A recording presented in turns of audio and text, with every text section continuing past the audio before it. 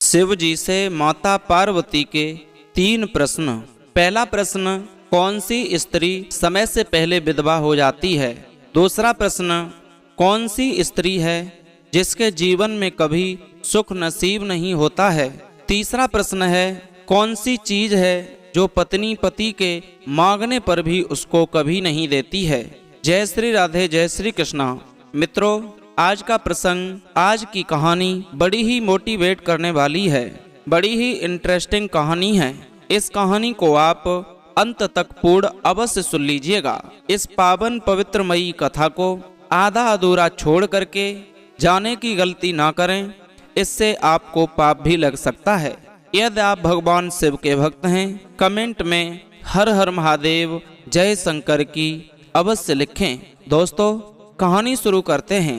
एक बार भूतनाथ भोले बाबा यानी शिव कैलाश पर्वत पर बैठे थे। वहां मैया पार्वती पास में आकर बैठ गईं। उन्होंने प्रश्न कर दिया। कैलाश पर्वत पर शिवजी से कहा, जब मैं आपसे मिलने के लिए आ रही थी तो वहां मृत्यु लोक पर मेरी नजर पड़ी तो मैंने देखा कि 3 स्त्रियां हैं जो आपस में सहेली हैं। उनमें से 2 विधवा हैं और जबकि एक सुहागिन है और वो सुखी जीवन जी रही है। भगवान शिव से माता पार्वती ने कहा, प्रभु बात समझ में नहीं आई, ऐसा कैसे हो गया। इसलिए मेरे मन में 3 प्रश्न उठने लगे हैं।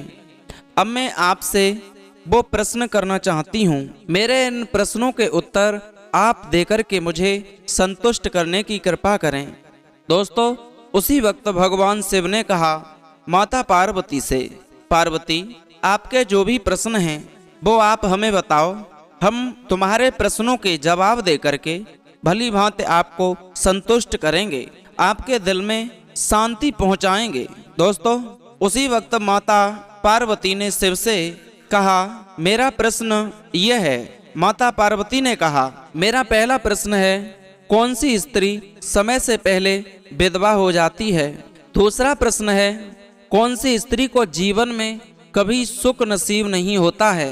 और तीसरा प्रश्न है, ऐसी कौन सी चीज है जो स्त्री पति के मांगने पर भी उसे कभी नहीं देती है। दोस्तों, ये बात सुनकर के भगवान शिव मुस्कुरा करके बोले, पार्वती जवाब तो खैर आपके अच्छे हैं, लेकिन हम तुम्हें एक कहानी के माध्यम से समझाएंगे।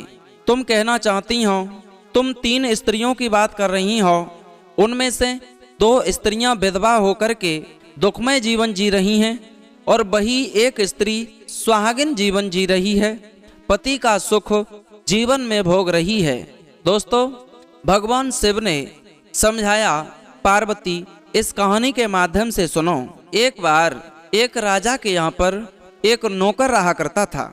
ये उस नौकर की पत्नी की कहानी है जो एक सुहागन जीवन जी करके सुखमय जीवन व्यतीत कर रही थी। वो कैसे, वो इस कहानी के माध्यम से सुनो। कहते हैं, सुहागिन स्त्री एक राजा के नौकर की पत्नी है और जिस नौकर की पत्नी है उस नौकर को अपनी पत्नी पर बहुत ज़्यादा विश्वास था। उसे बहुत ज़्यादा भरोसा था कि मेरी पत्नी जो है वो एक पतिव्रता स्त्री है, कभी किसी पुरुष को गलत दृष्टि से देख भी नहीं सकती है। यदि उसकी तरफ कोई देखेगा भी तो वो उसे कुछ न कुछ उल्टा ही जवाब देगी। दोस्तों, उस नौकर के दिमाग में बिल्कुल सटीक बात थी कि मेरी पत्नी एक पतिव्रता स्त्री है, वो कभी कोई गलत कदम नहीं उठा सकती है। दोस्तों, उस बात की चर्चा वो नौकर अपने मित्रों में सब में चर्चाएं कर रहा था और जब अपनी पत्नी की उनसे प्रशंसा करता था, लेकिन धीरे धीरे वो बात फैलती चली गई और राजा के दरबार तक पहुंच गई। दोस्तों, फिर उस राजा ने अपने नौकर को अपने पास में बुलाया और नौकर से कहा कि तुम हर किसी से अपनी पत्नी की प्रशंसा क्यों करते हो। तुम्हें पता नहीं है ये त्रिया चरित्र बहुत बुरा होता है। इस स्त्री की परख देवता लोग भी नहीं कर पाए, हमारी और आपकी तो औकात क्या है। त्रिया चरित्रम पुरुषस्य भाग्यम देवो न जानो कुतो बुधश्चा। त्रिया के चरित्र को, मनुष्य के भाग्य को देवता लोग भी नहीं परख पाए हैं। राजा ने कहा नौकर से कि हमारी तुम्हारी औकात क्या है जो तुम अपनी पत्नी के ऊपर आंखें बंद करके ऐसे भरोसा कर बैठे हो। राजा से उस नौकर ने कहा, हाथ जोड़कर महाराज, मुझे बिल्कुल विश्वास है कि जो मेरी पत्नी है वो एक पतिव्रता स्त्री है, वो कभी किसी के लिए गलत कदम नहीं उठा सकती है, मेरा वो कभी बुरा नहीं कर सकती है। दोस्तों, भगवान शिव माता पार्वती को समझाते हैं। उस वक्त राजा ने कहा कि ये जो बात तुम कह रहे हो, क्या हम तुम्हारी पत्नी की परीक्षा ले सकते हैं? जवाब दिया, हाँ, आप परीक्षा ले सकते हो। फिर आपकी पत्नी यदि परीक्षा में फेल हुई तो आपको सजा क्या होनी चाहिए? जवाब दिया, महाराज, आप मुझे फांसी लगा देना, मुझे फांसी की सजा स्वीकार है। अब राजा का नौकर जो था वो ये बात कहता है तो राजा ने अपने मंत्री को बुलाया और मंत्री से कहा कि जाओ इस नौकर की पतिव्रता स्त्री जो है उसका पतिव्रत धर्म खंडित करके आओ और इसे मौत सजा देंगे। दोस्तों, राजा के कहने पर वो मंत्री वहां से चला है। जाकर के वो एक दूती से मिलता है, उस नगर की जो दूती थी उससे कहता है कि तुम किसी तरह से उस नौकर के नाम को बताया कि उसकी पत्नी से जाकर के हमें मिलवाओ, और जब तुम मिलवाओगी तो हम तुम्हें बहुत सारा इनाम देंगे। दूती ने जैसे ही उस नौकर की पत्नी के बारे में सुना तो दूती कहने लगी मंत्री से, क्या पागल हो गए हो? उस स्त्री की बात कर रहे हो जो एक बड़ी पतिव्रता स्त्री है, वो कभी अपने पति के अलावा किसी पर पुरुष को नहीं चाहती है, दृष्टि बांध करके भी नहीं देख सकती है, नजर से नजर मिलाकर नहीं देख सकती है। उसके साथ हम उसका पतिव्रत धर्म कैसे खंडित करवा सकते हैं? हम सफल नहीं हो पाएंगे। मंत्री ने कहा, यह काम तो तुम्हें कराना होगा। नौकर ने कहा था महाराज से कि महाराज, मेरी पत्नी के पास में एक फेंटा और एक कटारी है, यानी सुहाग की निशानी होती है, तो वो अपने पास ही वो छुपा करके रखती है, उसे कभी किसी को नहीं दिखाती है और ना ही उसे किसी को लेने देती है। यदि तुम उसे मंगा लोगे तो हम समझ जाएंगे कि वास्तविक मेरी पत्नी एक चरित्रहीन है, वो मेरे अलावा किसी को देती ही नहीं है। तो वही बात उस मंत्री ने उस दूती से कही है कि तुम ऐसा नहीं कर सकती हो, तो एक काम कर दीजिए, उसके पास में, उस नौकर की पत्नी के पास में जो फेंटा और कटारी है उसे हमें ला करके दे दो, और किसी तरह से तुम स्त्री हो तो स्त्री के गुप्ता अंग को किसी तरह से वहां कोई चिन्ह हो उसे आकर के हमें बता दो, हम तुम्हें मुंह मांगा इनाम देंगे। दोस्तों, भगवान शिव कहते हैं, हे पार्वती, जिस वक्त वो दूती ऐसे शब्दों को सुनती है कि हमें मुंह मांगा इनाम मिलेगा तो वो तैयार हो जाती है। ठीक है, ये तो काम में कर दूंगी। आज वो मंत्री वहीं उसके घर पर रुक जाता है और वो दूती चलकर जाती है, उस नौकर की पत्नी के पास पहुंचती है। जवाब दिया, क्या तुमने मुझे पहचाना? वो नौकर की पत्नी कहती है, मैंने आज से पहले कभी तुम्हें देखा नहीं है, मैं कैसे पहचान पाऊंगी? दोस्तों, उसी वक्त वो दूती बहाने बनाकर कहती है, मैं तुम्हारे पति की बुआ हूँ, बुआ। आज वो बुआ समझ करके बड़ा मान सम्मान करती है, इज्जत से अपने घर पे बिठाती है। और जब वो घर पे है, पत्नी जो थी, नौकर की पत्नी, बड़े खातर तसल्ली अच्छी करती है। जब वो स्नान करने बैठती है पत्नी, नौकर की पत्नी, तो वो जो दूती गई थी बुआ बनकर, वो पीठ को मसलने लगती है स्नान करते वक्त। और जब उस पतिव्रता स्त्री ने मना किया, तुम ये क्या कर रही हो, मैं ऐसा नहीं करवाऊंगी, मैं स्वयं स्नान कर लूंगी, तुमसे सेवा नहीं कराऊंगी। तो वो कहती है, नहीं बहू बेटा, तुम तो एक मेरे बेटी के समान हो। इस तरह से बातों में बहला रही है, फुसला रही है, लेकिन थोड़ा सा जल लेकर के नहाते समय उस स्त्री के नौकर की पत्नी के मुंह पे मार देती है। और जैसे ही उस नौकर की पत्नी के नेत्र बंद होते हैं तो गुप्ता अंग पर, यानी एक जंघा पर उस स्त्री के तिल था, उस तिल को देख लेती है और वहां से कुछ देर रहती है। उसके बाद वो किसी कार्य में लग जाती है नौकर की पत्नी, तो वो फेंटा और कटारी उसे नजर पड़ जाते हैं। वो दूती वहां से उन फेंटा और कटारी को लेकर के भागती है और मंत्री को जाकर के दे देती है। दोस्तों, जैसे ही वो मंत्री लेकर के फेंटा कटारी को बड़ा खुश होता है और उस अंग के बारे में बता देती है कि उसके सीधे जंघा पर एक तिल और है। तिल के बारे में भी बता दिया। जाकर के उस मंत्री ने राजा को वो फेंटा और कटारी दी है। जवाब दिया, महाराज लो, इस नौकर की पत्नी के साथ में मैं 2 दिन तक रहा हूं और उसके पतिव्रत धर्म को मैंने खंडित कर दिया है। दोस्तों, अब तो मंत्री की ऐसी बात सुनकर के राजा ने पहले ही कह दिया था कि इस नौकर को यदि पत्नी बेवफा निकली, चरित्रहीन निकली, तो हम इसे मौत के फंदे पर झुला देंगे, फांसी लगा देंगे।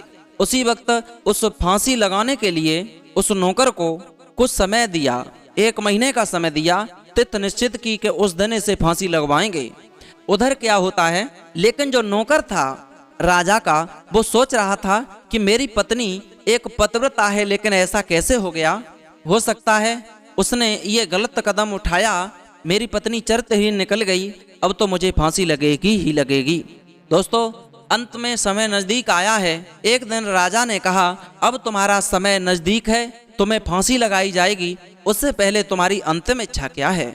उस नौकर ने जवाब दिया, मैं अंतिम बार अपनी पत्नी से मिलना चाहता हूं कि मेरी पत्नी एक पतिव्रता थी, उसने ये कदम उठाया तो उठाया क्यों? दोस्तों, भगवान शिव कहते हैं मैया पार्वती से कि पार्वती, जिस वक्त उस नौकर को उसकी पत्नी से मिलाया गया है, तो पत्नी से उस नौकर ने कहा, तुमने मेरे साथ अच्छा नहीं किया है, तुमने मुझे धोखा दिया है, तुम एक चरित्रहीन निकल गई।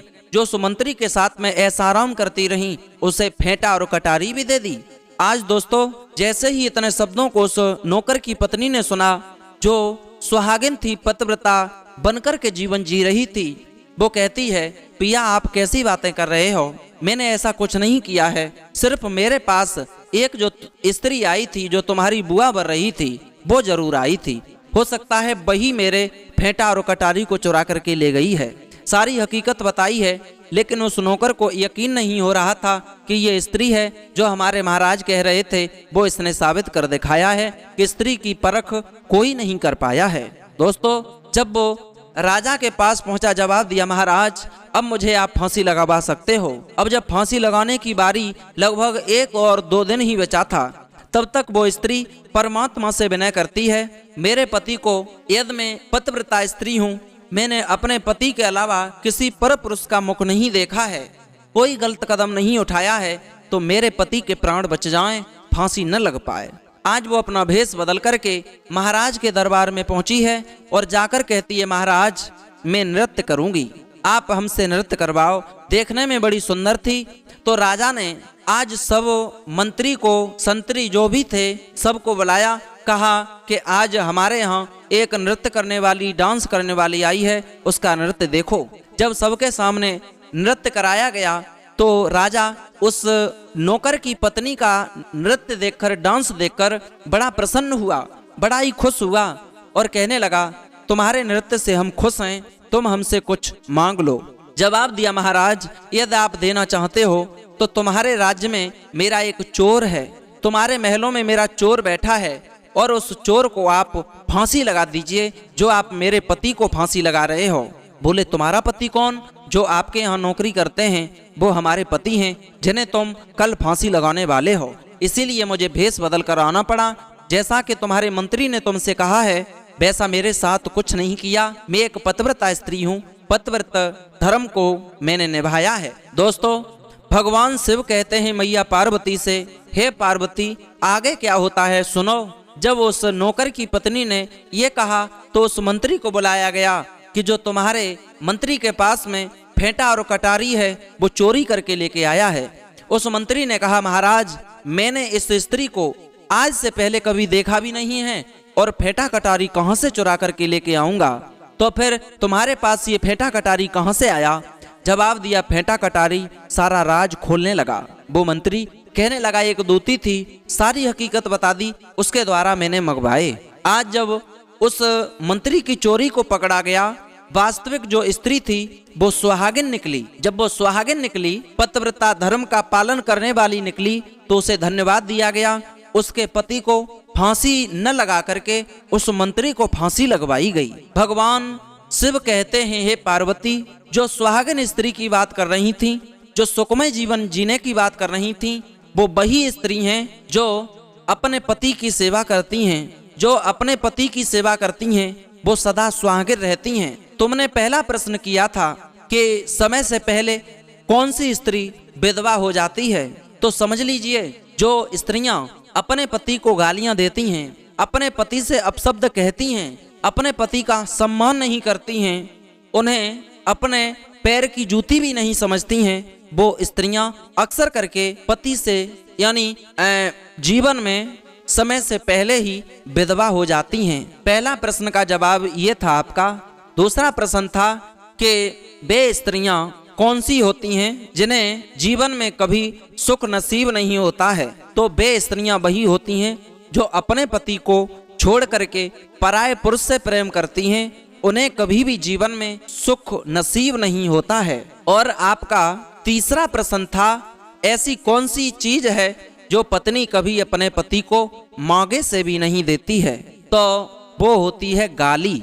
पत्नी कभी भी अपने पति को गाली मांगे से भी नहीं दे सकती है, क्योंकि पति के लिए वो गलत होती है। इसलिए ये तीनों प्रश्नों के जवाब सुनकर के मैया पार्वती बड़ी प्रसन्न हुई, बड़ी खुश हुई। दोस्तों, इस प्रसंग से बहुत सीख मिलती है कि एक पत्नी को अपने जीवन में पति को देवता मानकर के उनकी पूजा करनी चाहिए, कभी भी कोई अपशब्द नहीं कहना चाहिए। दोस्तों, उम्मीद है ये वीडियो पसंद आई होगी। यदि पसंद आई है तो चैनल को सब्सक्राइब करें, लाइक शेयर कमेंट करना न भूलें। फिर मिलेंगे ऐसे ही नए इंटरेस्टिंग